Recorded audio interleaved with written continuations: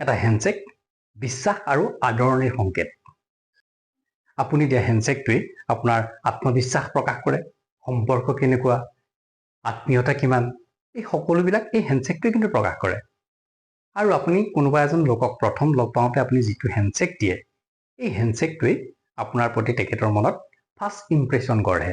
হাতটো যিমানে ওপৰলৈ গৈ থাকে, এইটো আত্মীয়তাৰ এটা থাৰ্মোমিটাৰৰ দৰে কাম কৰে।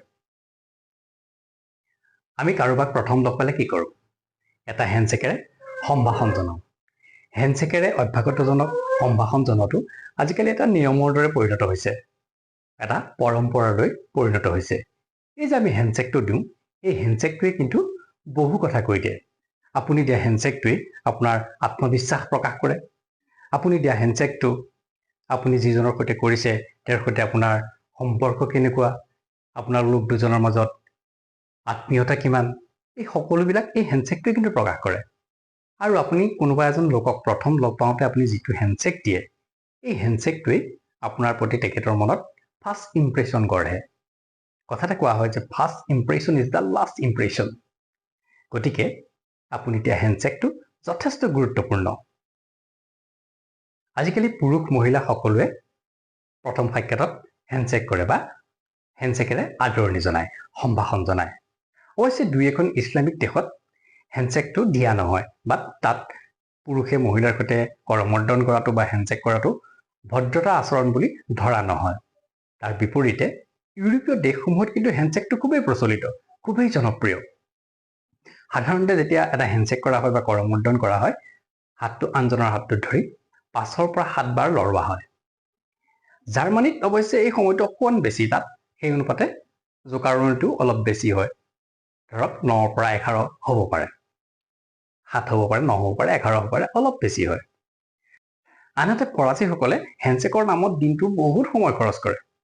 তেওঁলোকে লগ পাওঁতেও হেণ্ডশেক কৰে, যোৱাৰ সময়তো হেণ্ডশেক কৰে, দীঘলীয়া সময়ৰ বাবে হেণ্ডশেক কৰে। হেণ্ডশেকটোৱে তেওঁলোকৰ যথেষ্ট সময় তেওঁলোক ব্যয় কৰে হেণ্ডশেকৰ নামত। আপুনি এজন বন্ধুক পালে বা পুৰণি বন্ধুক পালে হেণ্ডশেক দিয়াটো সাধাৰণ কথা। কিন্তু আপুনি যেতিয়া কোনোবা এজন লোকক প্ৰথম সাক্ষাৎ পাইছে, তেতিয়া আপুনি হেণ্ডশেক দিবনে নাই? কেতিয়াবা কিছুমান পৰিস্থিতিত আপুনি আনজনক হেণ্ডশেক দিবৰ বাবে হাতটো আগবঢ়াই দিয়াটো অনুচিত কিন্তু নহ'বও পাৰে।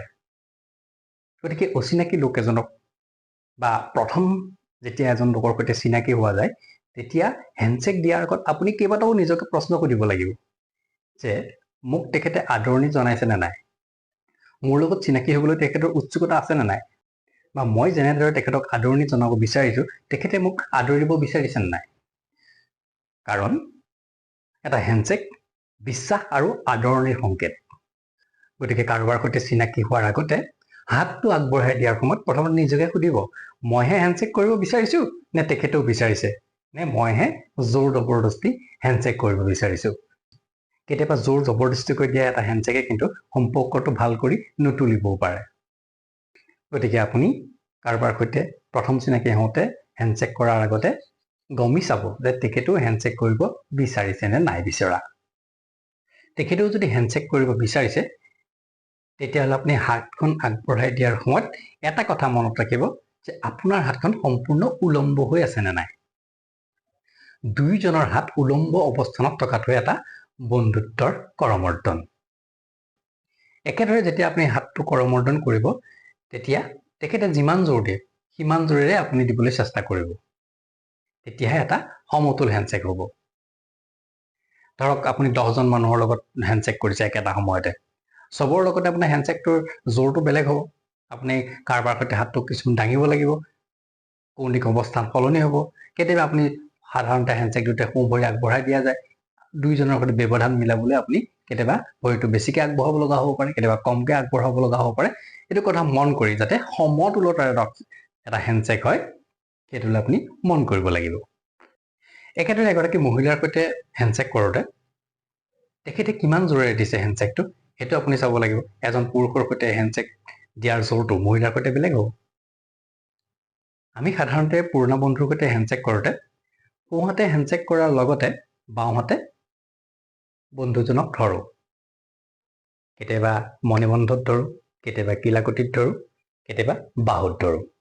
এই যে আমি বন্ধুজনক ধৰিছোঁ, বাওঁ হাতটোৰে ধৰি গৈ আছোঁ, মণিবন্ধত ধৰিছোঁ, কিলাকতিত ধৰিছোঁ বা বাহুত ধৰিছোঁ, এইটোৱে হাতটো যিমানে ওপৰলৈ গৈ থাকে এইটো আত্মীয়তাৰ এটা থাৰ্মোমিটাৰৰ দৰে কাম কৰে।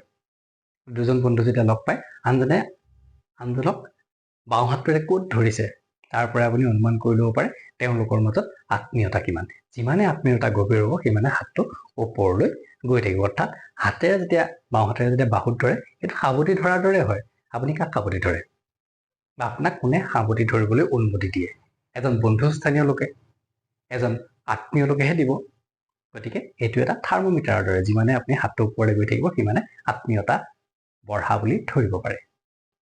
ইয়াৰ বিপৰীতে প্ৰথম চিনাকি হোৱা লোক এজনৰ সৈতে বা আপোনাৰ সৈতে আত্মীয়তা নথকা বা আপোনাৰ সৈতে আত্মীয়তা গঢ়ি নুঠা লোক এজনৰ সৈতে কিন্তু দুইটা হাতেৰে হেণ্ডশ্বেক দিয়াটো অনুচিত। কাৰণ মই ইতিমধ্যে কৈছোঁ এইটো আত্মীয়তা বুজায়। তেওঁৰ লগত আপোনাৰ ভালকৈ চিনা জনাই নাই, গতিকে আপুনি আনটো হাতেৰে ধৰাটো তেওঁ ভাল নাপাবও পাৰে।